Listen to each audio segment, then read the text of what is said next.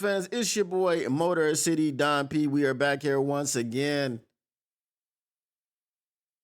for Syndicate Sports Detroit. And you already know what it is when you see me on your TV. One thing is for certain and three things are for sure. Number one, the Motor City Cats are indeed back at it. Number two, we came to give you stats, not none of that static. Number three, perhaps the most important number of them all. Number three, we want to make sure you keep your Lions news pragmatic. Detroit City. Girl, it's easy to love me now. Would you love me if I was down and out? Would you still have love for me? No, this is not a music video. This is not 21 questions, but it is a couple questions that I do have about the Lions fans. What is your mental status? We doing a wellness check on Lions fans because there's a lot of fans crashing out about the Micah Parsons trade. There's a lot of fans crashing out. And I just want to know, why are we crashing out? Okay? Because there is a contingency of fans that think that the Detroit Lions are the best football team ever to ever have ever footballed ever in everdom. And then there's a contingency of Detroit Lions fans who believe that the Detroit Lions are still 0-16, and their mindset is all 0-16, and we call those guys SOL fans. Right? So between not wanting to give teams credit for getting better and not believing that the Detroit Lions will ever do anything or ever amount to anything, like Des Bryant, who said to Dan Orlovsky in a tweet that Detroit is still Detroit, right? We got to find a happy medium. The Micah Parsons trade, shout out to Dave Burkett. Now, we know Dave Burkett got beef with Brad Holmes. The Micah Parsons trade sparked an article in which Dave Burkett said, The Green Bay Packers did what the Detroit Lions won't, going all in for a Super Bowl. My question to you is, not that we thought that we would get Micah Parsons. Not that we thought that a trade for Micah Parsons was ever anything viable. Because it was, you could have done the trade. You could have done exactly what the Green Bay Packers did. You could have given up 2 firsts and probably a Lee McNeil. The difference is the Packers extended Micah Parsons for 4 more years, and they gave him $180 million, $47 million per year annually. Or average annually, right? That's the difference. So what would have happened with the Detroit Lions is we would have given up 2 first-round picks.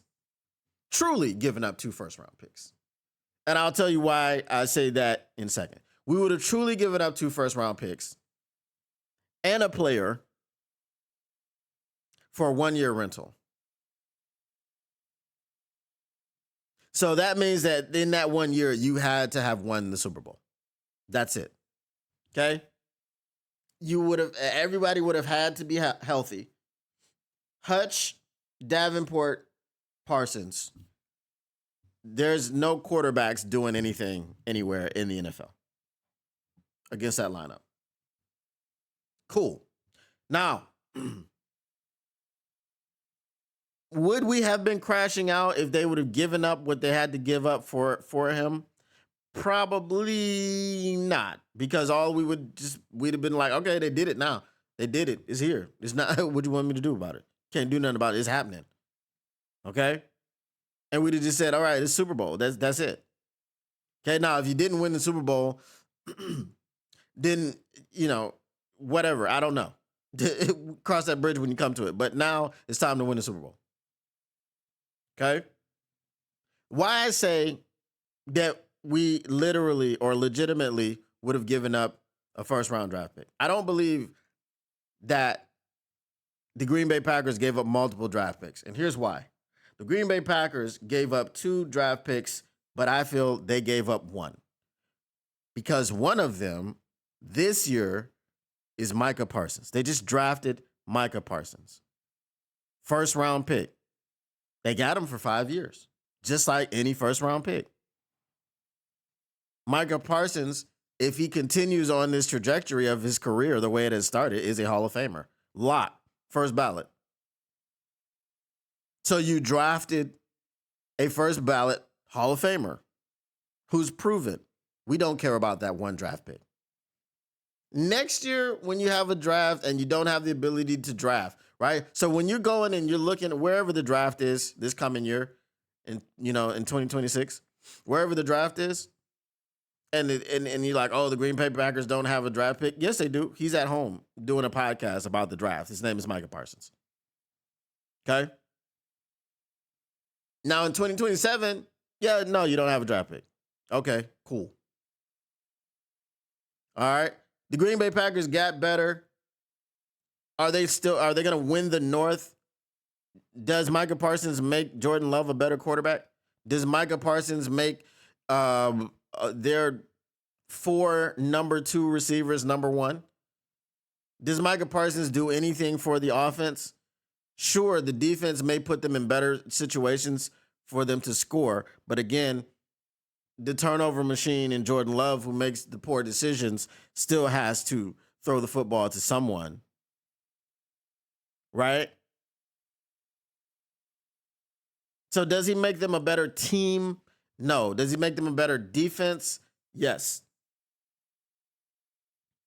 So when it's time to strap up against the Green Bay Packers in week number 1 on September 7th in Lambeau Field, you had to stand up on that line, boy, and see what's what. Okay? You're going to have to see, is our defense as good as advertised? And is it better than their defense? Is our defense better against their offense than their defense is better against our offense? Okay? Because if defense is the strength on their side, can their defense do more to stop our offense than our defense can do more to stop their offense? And that's really how it works. That's football, ladies and gentlemen. That's football. So there was a question that one of my listeners asked. Shout out Morale, Mr. Morale 313. He said, why are Detroit Lions fans legitimately believing or thinking that Brad Holmes needs to make a counter move to the Micah Parsons trade? And my answer is this. There is no counter move that I believe that needs to be made to the Micah Parsons trade. Za'Darius Smith is a guy that we didn't understand why he was cut in the first place. Za'Darius Smith is a guy that since he's been cut, there's been speculation that he's coming back. Micah Parsons just got traded yesterday. Right? Micah Parsons just got traded yesterday. It's not like something happened and now we're reacting as though, oh my God, he needs to. No. Micah Parsons being traded yesterday has no bearing. He has no effect on wanting Za'Darius Smith. We want Za'Darius Smith as an insurance policy for Marcus Davenport. That is it. Marcus Davenport is not able to stay healthy. Marcus Davenport has not proven to you that he is able to stay healthy. It is malfeasance to go into a season believing that Marcus Davenport will stay healthy for the entire season. I hope I am wrong. But that is the issue with Big Z and Micah Parsons and Marcus Davenport and Hutch. It is not about Micah Parsons. It is not about going out to sign somebody because they got Micah Parsons. Micah Parsons simply highlights the fact that a team saw a need and they went and they addressed the need. The part where you can get upset at Brad Holmes is he doesn't feel that there is a need at defensive end because we have Marcus Davenport. And without all the hyperbole and without all the antics or whatever the case may be, my question to Brad Holmes is simply this. What makes you believe that Marcus Davenport can stay healthy? What evidence do you have? For his entire career, he's been in the league, I think, 7 years now. He's never played more than 15 games. What has he shown you to make you think that he will stay healthy? I don't want to hear about him working on his durability. I don't want to hear about none of that. All I want to see is Marcus Davenport make it through a 17-game season and a 3 to 4 game playoff run. What makes you believe he's going to do that? That's what I'm asking Brad Holmes. Why do you think that that's going to happen? Because it ain't about his past output. Marcus Davenport is a phenomenal player. He's a phenomenal football player that just doesn't play nearly enough football. So Brad Holmes, you let me know. What is it that you're seeing? Hey, and I rock with you, dog. If you can show us that he's gonna stay healthy for the entire season, then I'll believe in Marcus Davenport. And guess what?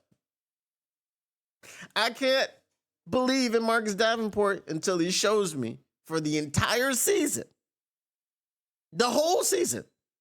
I don't want you to miss one snap due to injury. The entire season.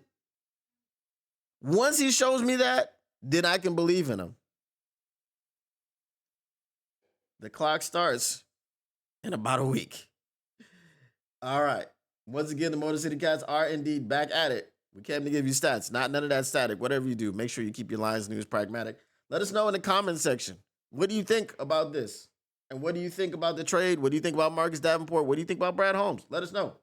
Beat it up. All right. We're out. Peace.